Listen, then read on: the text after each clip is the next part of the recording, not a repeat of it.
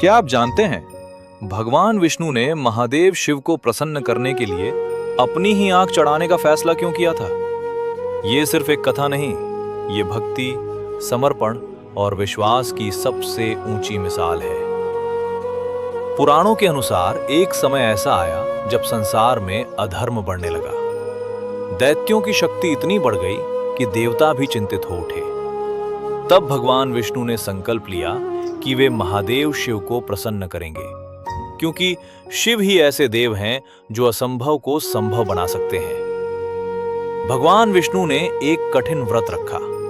उन्होंने निश्चय किया कि वे शिव की पूजा 68 कमल के फूलों से करेंगे। कमल का फूल इसलिए चुना गया क्योंकि विष्णु को स्वयं कमल नयन कहा जाता है, जिनकी आंखें कमल के समान सुंदर हैं।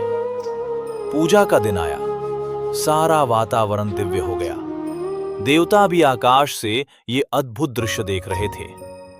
भगवान विष्णु ने एक एक करके कमल के फूल शिवलिंग पर चढ़ाने शुरू किए।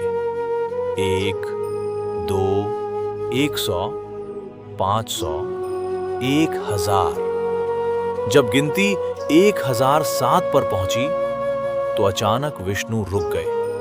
उन्होंने देखा एक कमल का फूल कम था। अब समस्या ये थी कि संकल्प अधूरा नहीं छोड़ा जा सकता था। संकल्प टूटता तो पूजा व्यर्थ हो जाती। वास्तव में ये महादेव शिव की परीक्षा थी। शिव देखना चाहते थे कि विष्णु की भक्ति कितनी गहरी है। क्षण भर के लिए पूरा ब्रह्मांड जैसे शांत हो गया। देवता भी सोचने लगे, अब क्या होगा? तभी भगवान विष्णु मुस्कुराए। उन्होंने कहा, मुझे कमल नयन कहा जाता है। मेरी आंखें भी तो कमल के समान है।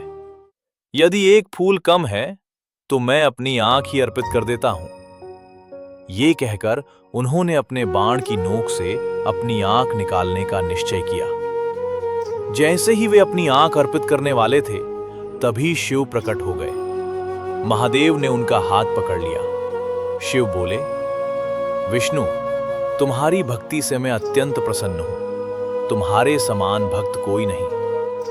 उस क्षण शिव ने उन्हें एक दिव्य वरदान दिया, सुदर्शन चक्र। ये वही सुदर्शन चक्र है जिससे भगवान विष्णु ने असुरों का संहार किया और धर्म की रक्षा की। इस घटना के बाद से संसार को एक संदेश मिला, सच्ची भक्ति में अहंकार नहीं होता।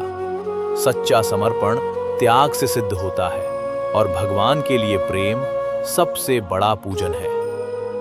इस कथा की सबसे बड़ी सीख ये है कि जब भक्ति सच्ची होती है तो भगवान स्वयं प्रकट होकर अपने भक्त की रक्षा करते हैं। इसलिए कहा जाता है, भक्ति में शक्ति है और समर्पण में भगवान।